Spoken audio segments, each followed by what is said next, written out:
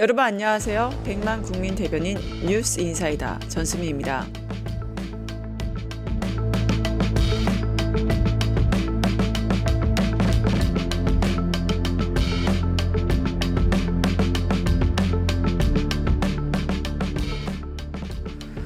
서울의 심장 종묘 600년 역사의 보물입니다. 그런데 오세훈 종묘 앞에 142m짜리 초고층 빌딩 건축을 허가하겠답니다. 오세훈 서울시장 제정신입니까? 세계적인 건축가 프랭크 게리가 종묘를 보고 이렇게 말했습니다. 이건 파르테논 신전보다 위대하다. 그런데 옆에 세운 상가 보고 폭발했죠. 이게 무슨 짓이냐? 위대한 건축 앞에 콘크리트 쓰레기를 세우다니. 그리고 50년이 흘렀습니다. 이제 오세훈이 그 짓을 다시 하고 있습니다. 서울은 이미 충분히 높습니다. 부족한 건 높이가 아니라 품격이죠. 남산이 보인다는 이유로 초고층 개발을 허락한다면 결국 종묘는 그림자 속에 묻히고 말 겁니다. 누가 종묘에 남산 보러 갑니까? 종묘는 종묘를 보러 가는 곳입니다. 서울의 경쟁력, 유리와 철근에 있지 않습니다. 역사, 전통, 품격. 그게 진짜 서울의 파워 아니겠나요? 그걸 부수면 서울은 정말 아무 도시도 아닌 겁니다. 1995년 서울은 유네스코에 약속했습니다. 종묘 앞에 고층 건물 짓지 않겠다. 그 약속 깨면 어떻게 됩니까? 세계 문화유산에서 퇴출됩니다. 사라집니다. 끝입니다. 이게 시장이 할 일입니까? 한강을 버스로, 종묘를 빌딩으로, 서울을 상품으로 만드는 오세훈 서울시장입니다. 그러나 시민들 다 압니다. 서울의 미래는 유리벽이 아니라 역사와 품격 위에 세워져야 한다는 것을 말이죠. 오세훈 서울시장에게 묻겠습니다. 당신은 서울의 시장입니까? 아니면 부동산 개발업자입니까? 수미사이다. 오늘은 오세훈 서울의 혼을 파는 시장이었습니다.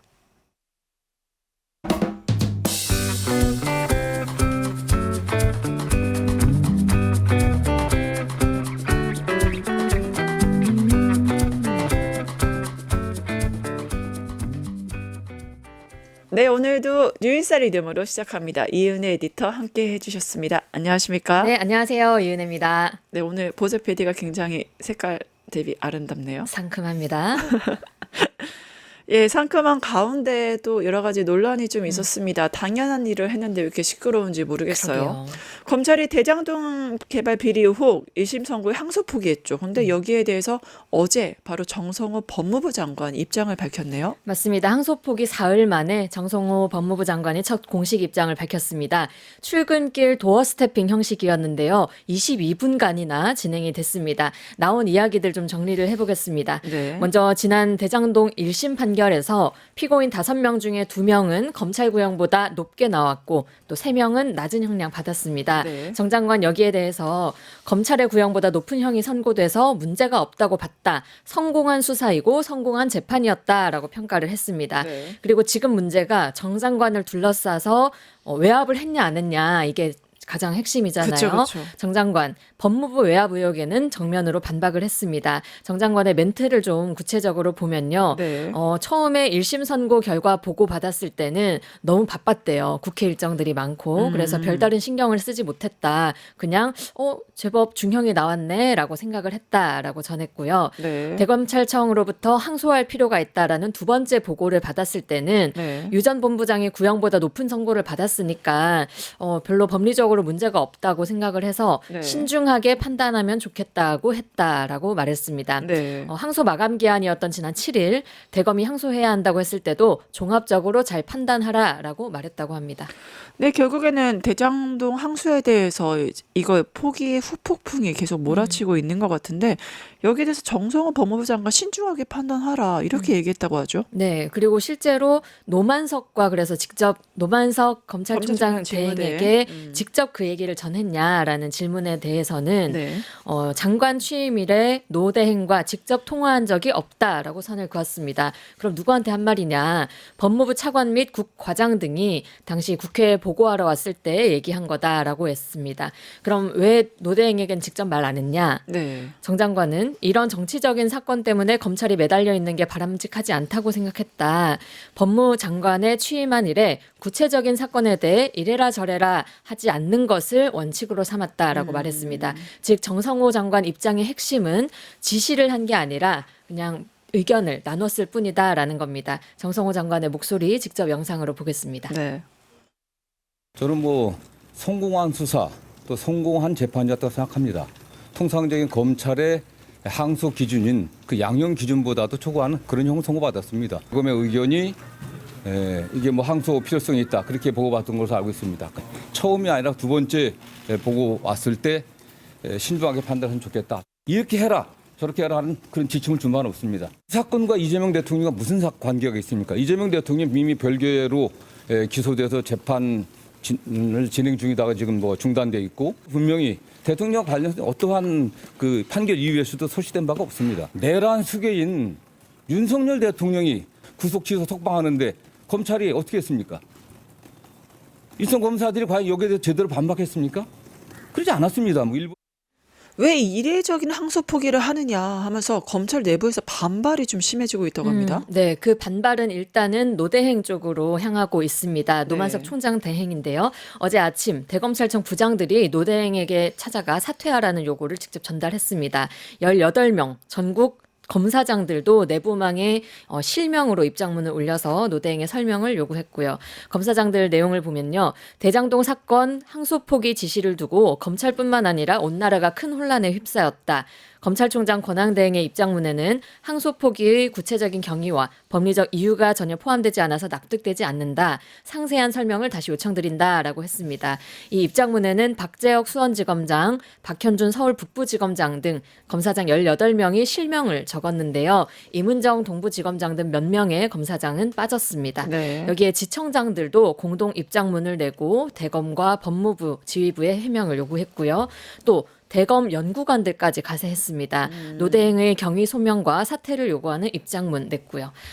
이 연구관들은 이번 항소 포기 결정은 검찰이 가장 핵심적인 기능인 공소유지 의무를 스스로 포기한 결과를 초래했다라고 비판하면서 거취 포명을 포함한 합당한 책임을 다하기를 요구한다라고 덧붙였습니다. 네, 결국엔 대장도 항소 포기에서 설명하라 하면서 지청장하고 검사장들 막 이 단체에 지금 반발하고 있는 행태잖아요. 어떻게 보셨어요? 솔직히 이례적인 항소 포기가 아니라 이례적인 반발로 국민들은 보고 있을 것 같습니다. 그런데 이제 노만석 대행이 이 연구관들에게 직접 말했다라는 내용, 이게 네. 좀 어저께 공개가 그것까지 되면서 추가로 얘기되면서 논란이 좀 더 가중화되고 가중이 있는 것 되는 같아요. 상황입니다. 대검 연구관 10명이 노대행을 찾아가서 설명을 요구했을 때 노대행이 이렇게 말했다는 겁니다. 검찰의 어려운 상황이나 용산과 법무부 관계를 고려하면 어쩔 수 없었다라는 취지로 말했다는 게 어제 언론에 공개가 됐습니다. 네. 항소 마감 기한인 지난 7일 저녁 5시까지 법무부에서 답변이 없었다. 연락을 했더니 장관이 국회에 들어갔다라고 해서 답을 기다렸다. 이렇게도 말했다고 합니다. 또 저녁 8시쯤 법무부에서 항소하면 안 되겠다고 말해서 정진우 중앙지검장에게 항소 포기를 지시를 내렸다라고 얘기했습니다. 그리고 또 본인이 중앙지검장과 나눈 대화도 이 연구관들에게 전했는데요. 정진우 중앙지검장이 항소를 포기하면 앞으로 후배들에게 영을 어떻게 세우겠냐 이렇게 설득을 했는데 자기는 받아들이지 못했다라고 말했다고 합니다. 이게 좀 들으면서 의아했던 게요. 네. 사실 답지 못하다. 용산까지 거론하면서 지금 뭔가 아래로 위로 자기의 책임을 미루는 모습이고 또 실제로 법리적 판단을 하는 주체가 아니라 그냥 듣고 전달하는 일만 했다. 네. 그 전달자 수준으로만 임했다라는 거를 자기 스스로 인정을 한 거잖아요. 이 때문에 앞으로도 논란이나 반발이 더 커질 것 같습니다. 결국엔 대장동 항소 포기의 주범이 누구냐라면서 국민의힘 공세를 하고 있고 심지어 노만석 체포하라 이런 얘기도 나왔습니다. 네, 지금 국민의힘 단군 이래 최악의 수사 외압이자 재판 외압이다. 명백한 집권 남용이자 탄핵 사유라고도 강하게 비판하고 있습니다. 네. 또 정성호 법무부 장관, 노만석 검찰총장 권한대행의 사퇴도 촉구하고 있는 상황입니다. 어제 장동혁 대표 이렇게 말했습니다. 단군 이래 최대의 개발 비리에서 무죄가 선고되고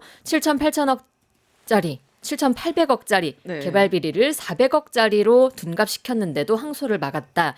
이재명이라는 종착역으로 가는 대장동 길을 막은 거다. 이렇게 주장을 했습니다. 또 이 대통령의 아바타인 정성호 장관이 이번 항소 포기 외압 작전을 직접 지시를 했다. 네. 더불어민주당 김병기 원내대표도 동의했으니까 국정조사도 하고 특검도 하자. 결국 그 끝은 탄핵이 될 거다라고 강하게 비판을 했습니다. 결국에는 이제 민주당 쪽에서는 이제 상설 특검하자고 얘기가 나오고 그다음에 야당 쪽 국민의힘 쪽에서는 이거 국정조사를 해야 되나 서로 입장이 좀 다른 것 같습니다. 네, 어쨌든 국정조사에 대해서는 뭔가 같은 입장인 것 같지만 사실상은 동상이몽이다 이렇게 그쵸. 평가하겠습니다. 네. 국민의힘은 국정조사를 통해서 항소 포기 외압 의혹의 책임자가 누구냐 이걸 추궁하겠다는 거거든요. 대장동 사건의 수뇌부를 당시 성남시장이었던 이재명 대통령으로 보고 재판의 당사자가 직접 항소 포기를 지시했다. 이건 자기 자신의 사법 리스크를 덜어내는 재판 삭제라고 비판을 할 의도를 가지고 있습니다. 국민의힘 그동안 그를 통해서 이재명 대통령과 이번 항소 포기와의 연관성이 드러나면 이재명 탄핵 수출까지 추진하겠다라는 입장입니다. 장동혁 대표는 항소 포기가 정당한지 왜 이루어졌는지 의사결정 과정에 누가 관여했는지만 밝히면 된다. 그걸 비껴가는 거는 꼼수다 이렇게 주장하고 있습니다. 결국에는 민주당에서는 검찰 수사나 상설 특검을 주장을 하고 있는데 이 항소 포기에 대해서 근데 국민의힘은 특검에 대해서는 약간 유예적인 태도인 것 같습니다. 맞습니다. 국정조사는 강하게 밀어붙이면서도 특검은 좀 후순위로 밀려놓는 모습입니다. 왜냐? 특검이 함정이 될 수 있다라는 일종의 우려에 따른 전략인데요. 사실 민주당이 과반 의석을 보유하고 있잖아요. 민주당의 뜻대로 특검법이 될 가능성이 높은데 가장 우려하는 지점은 수사 대상을 이걸 친윤 검사들의 항명으로 한정해서 특검법을 통과하면은 자신들이 의도를 이룰 수가 없고 결국은 민주당 유리한 방향으로 가지 않겠냐. 그래서 특검은 조금 말고 국정조사로 밀자라는 모습입니다. 네, 그러니까 국민의힘은 선택적 정의와 그 선택적 반발을 의명하잖아요. 12.3 기염 때는 침묵하고 있다가 이제서야 선택적 반발을 하는 그 행태가 굉장히 좀 분노를 자아낼 수밖에 없는데요. 국민 여론도 이제 너무나 검찰을 향해서도 화가 나고 국민의 힘을 향해서도 분노가 모아지고 있습니다. 그래서 민주당 역시 좌시하지 않겠다라는 강한 입장 보이고 있습니다. 네. 정청래 대표 수사팀의 반발에 대해서는 그냥 유야무야 넘어갈 수 없다. 이런 것은 민주주의와 헌법 그리고 내란 청산에 대한 국민의 명령에 대해서 항명이고 거친 저항이다 이렇게 규정을 했습니다. 그러면서 절대 묵과할 수 없고 단호히 조치하겠다라고 밝혔습니다. 김병기 원내대표도 거듭 말했는데요. 친윤 정치검사들의 쿠데타적 항명이 참으로 가관이다. 예나 지금이나 조금도 변하지 않았다. 여전히 자신들이 법 위에 서 있다고 착각하는 것 같다라고 비판했습니다. 그러면서 조작에 가까운 정치 기소를 해놓고 허술한 논리와 증거가 법정에서 철저히 무너져 내렸는데도 부끄러운지도 모른다라고 했습니다. 여기에 김병주 최고위원 조금 더 강한 표현을 썼는데요. 대장동 항소 포기 결정에 딴지를 거는 정신 나간 검사들에 대해서 법무부는 즉각 감찰에 나서라라고 말했습니다.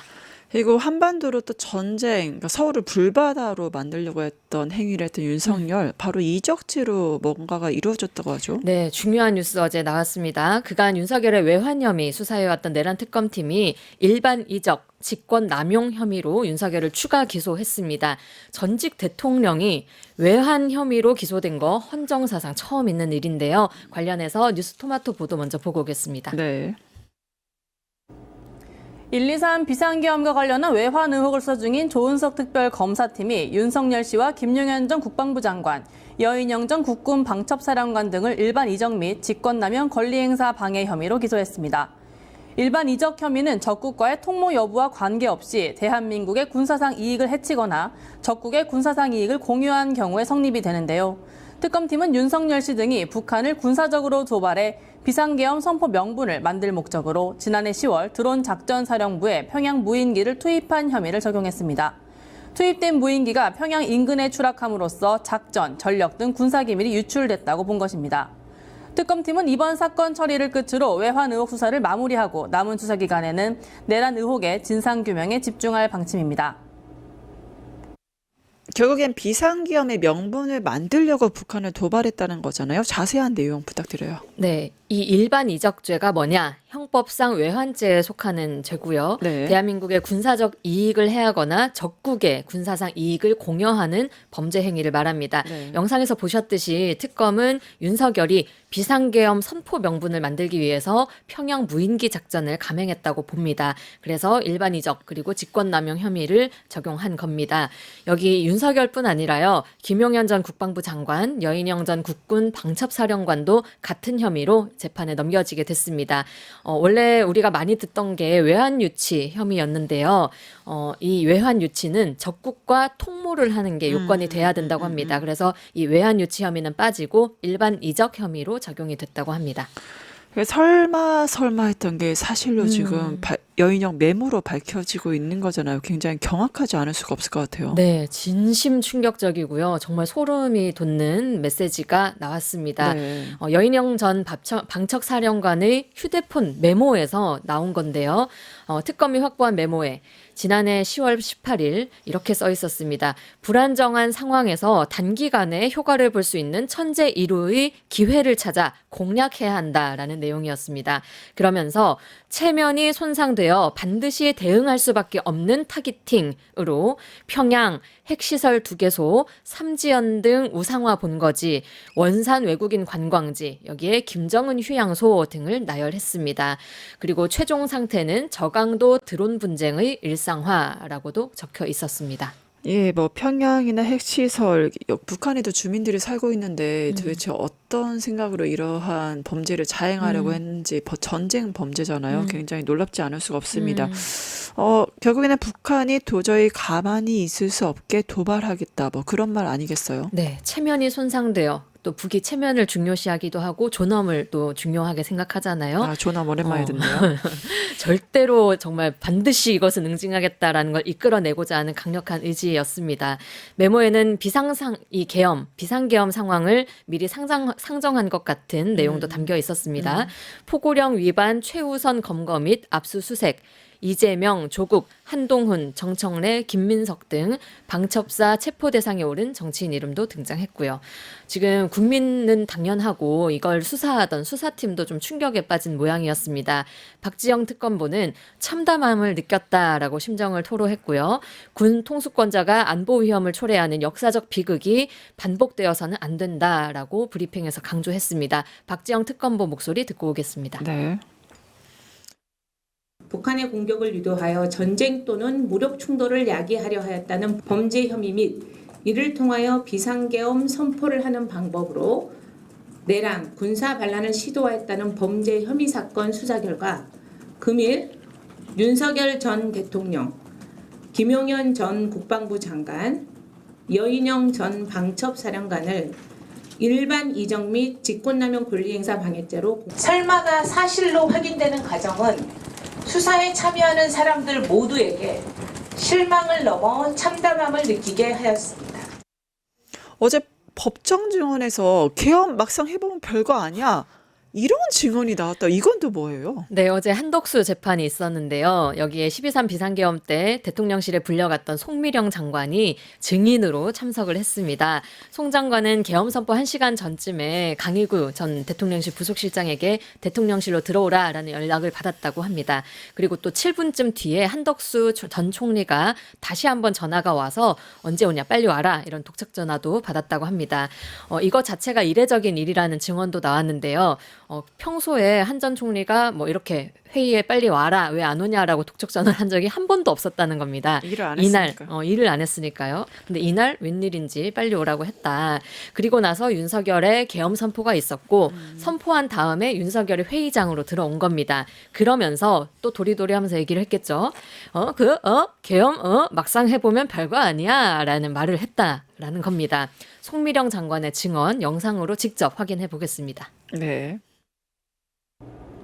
윤석열 정부 출신의 유일한 현직 장관인 송미령 농림축산식품부 장관이 법정에 출석해 비상계엄 당일에 비상식적인 행적들을 증언했습니다.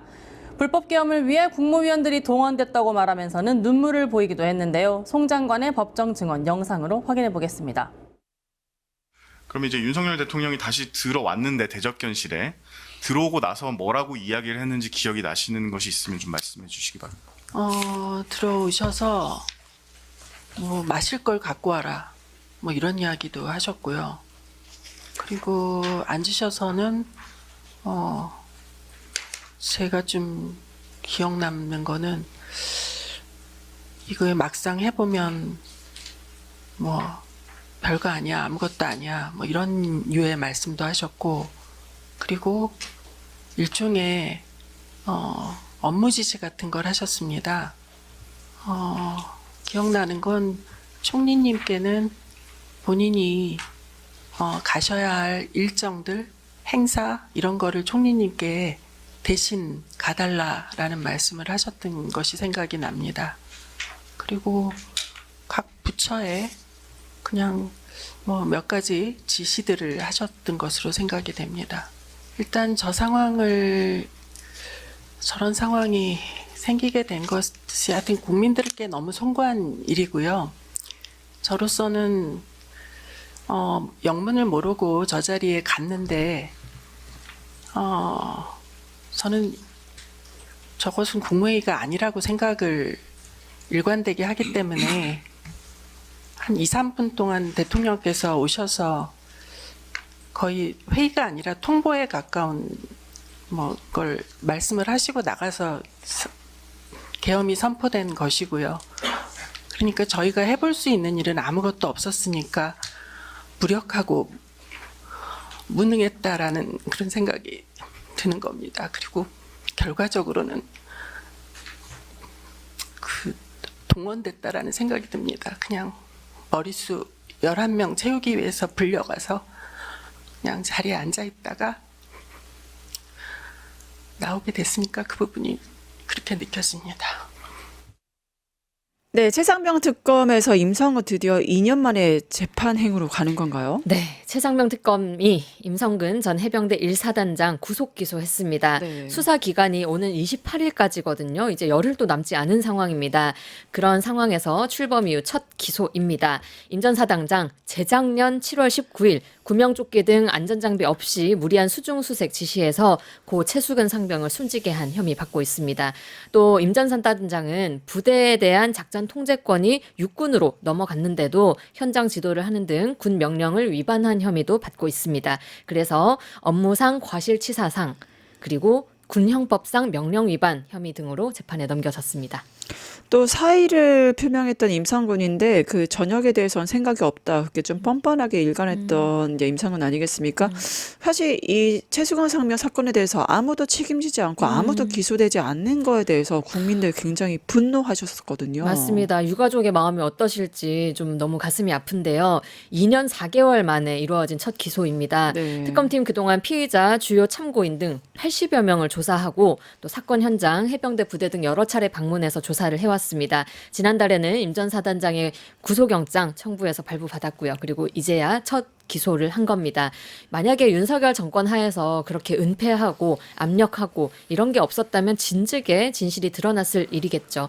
특검팀 정민영 특검보 이렇게 소회를 밝혔습니다. 신속한 수사를 통해 사고 원인이 규명돼야 하지만 사고 발생 후 수사 과정에 대한 지속적인 윗선의 압력이 있었고 2년 가까이 아무도 기소되지 않은 상태로 특검이 사건을 이어받아서 무거운 책임감으로 사건을 수사해왔다라고 소회 밝혔습니다. 네, 그리고 또 이상민 전 장관 이제 아무래도 이태원 참사나 여러 가지 재난재해에서 핵심 인물인데 단전단수 증언이 또 나왔다고 하네요. 네, 또 나왔습니다. 재판에서 이상민 전 행안부 장관이 계엄 선포 직후에 언론사에 물과 전기를 끊으라고 지시했다는 증언이 또 나온 건데요. 당시 소방청 간부회의에 참석했던 소방청 대변인의 증언이 어제 있었습니다. 이 단전단수 증언 이번이 처음이 아니었는데요. 허석곤 전 소방청장 소방청 간부회의에서 회의하는 도중에 이상민에게 전화를 받았다. 그때 단전단수 지시를 받았다라고 증언을 한 바가 있습니다. 이 증언에 더해서 대변인이 이번에 좀 더 뒷받침을 하는 발언을 한 겁니다. 당시에 소방청장이 회의를 하다가 전화를 받고는 끊더니만 장관이 단전단수 언급하는데 이거 무슨 말인지 모르겠다라고 참석자들에게 얘기를 했다는 겁니다. 그러면서 옆에 있던 사람들도 그러게요. 단전단수는 우리 소관이 아닌데 아니지 않아요? 이렇게 되물었다라는 당시의 상황을 좀 전했는데요. 구체적인 진술이 나온 거죠. 그렇죠. 백 대변인 이전 장관이 단전단수 지시를 하면서 이것을 언급한 것 자체가 이해되지 않았다라고 당시에 소감 전했고요. 당시 대상이 된 방송사 JTBC랑 MBC 정도 기억이 난다라고 전했습니다. 결국에는 뭐 윤석열과 아이들 뭐 대장의 그 똘마니들로 말뜻도 잘 못 알아듣고 어디가 관리 부처인지도 모르는 행태를 보여주는 게 아닌가 싶네요. 종묘.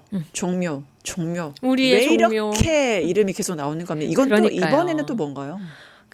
김건희가 그렇게 또 신주단 씨 모셨던 공간을 휘젓고 다녔다 때문에 너무 충격받은 게 김건희 바로 문화유산 답사기가 나왔죠. 그게 바로 엊그제 같은데 이번에는 또 오세훈이 연일 우리 종묘를 입방아에 오르게 만들고 있습니다. 먼저 개요를 좀 설명을 드리면요. 서울특별시가 세운 4구역 재개발 촉진 계획을 고시했습니다.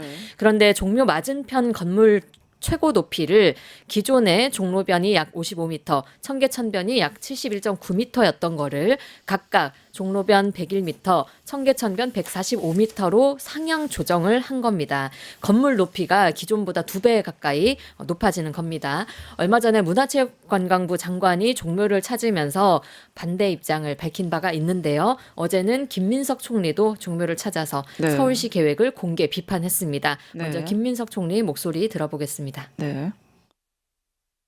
종묘에서 보는 그 눈을 가리고 숨을 막히게 하고 길을 누르게 하는 그런 결과가 되는 게 아닐까 하는 걱정이 듭니다. 서울시에서 일방적으로 밀어붙일 수 있는 사안도 아니고 또 한 시기에 시정이 그렇게 마구 결정할 수 있는 일도 아닌 것 같습니다. 사실 1995년에 서울이 유네스코에 약속했거든요. 종묘 앞에 고층 건물 안 짓겠다. 이거 약속 대놓고 깨겠다는 건지 이게 무슨 행패인지 잘 모르겠어요. 말 그대로 행패, 역사에 대한 행패, 문화에 대한 행패라고 할 수 있겠네요. 네. 김 총리 역시 문화와 경제, 미래를 모두 망칠 수 있는 결정을 지금 하면 안 된다는 관점에서 정부가 아주 깊은 책임감을 갖고 이 문제에 임하겠다라고 공언을 했습니다. 더 근본적으로는 이 문제가 국민적 관심과 토론 속에서 진행될 수 있도록 그런 장을 열겠다라고도 약속했습니다. 네, 종묘 옆에 고층 빌딩 이제 교체만이 답일 것 같은데 결국엔 정부와 서울시 전면전으로 좀 가는 것처럼 보입니다. 네, 오세훈은 늘 본인을 향한 온갖 의혹에도 불구하고 떳떳한 아주 얼굴에 철면피를 까는 사람이잖아요. 그러니까 5살이죠. 이번 문제에 있어서도 아주 철면피를 깔고 공개 토론을 하자라고 제안을 했습니다. 정부와 서울시 중에 어느 쪽이 근시안적인 단견을 갖고 있는지 공개 토론을 하자라고 제안을 했습니다. 지금 오 시장의 주장의 핵심은 현재 세운상가가 그 바로 앞에 있잖아요. 그러니까요. 너무 흉물스럽다. 그게 오히려 종묘를 가로막고 있다라는 주장입니다. 물론 사실 거기가 오래된 동네이긴 하죠. 하지만 듣는 세운상가 너무 기분 나쁠 것 같다 해서 제가 세운상가의 좀 역사를 살펴봤는데 여기도 문화적 가치가 굉장히 높더라고요. 한국 최초의 주상복합단지이고 그 유명한 김수근 건축가의 설계로 탄생한 곳이었습니다. 뭐 100번 양보해서 세운상가가 좀 오래되고 많이 지저분하긴 하잖아요. 이 부분 좀 깨끗하고 새롭게 변모해야 된다라고 하더라도 그게 반드시 고층 건물이어야 되냐 이 문제는 또 다른 거 아니겠습니까? 좀 종묘와 어우러진 낮은 건물들로도 세단장 할 수 있는 건데 왜 자꾸 저렇게 밀어붙이는 걸까? 결국은 돈벌이 때문 아닌가? 공개 토론을 제안한 만큼 좀 독단적으로 서울시가 밀어붙이는 게 아니라 시민적 그리고 국민적 토론과 공감대 하에서 이 문제 좀 추진이 돼야 되는 거 아닌가 싶습니다. 결국은 서울시장 잘못 떴더니 종묘가 순환을 당하고 있는데 대통령 때문에도 순환을 겪고 시장 때문에도 순환을 겪고 네, 우리 오세훈이 또 어떻게 이 난제를 해결해 나갈지 지켜봐야겠습니다. 네, 오늘 뉴인사이드 여기까지 진행하겠습니다. 함께해 주신 이은 에디터 감사합니다. 감사합니다.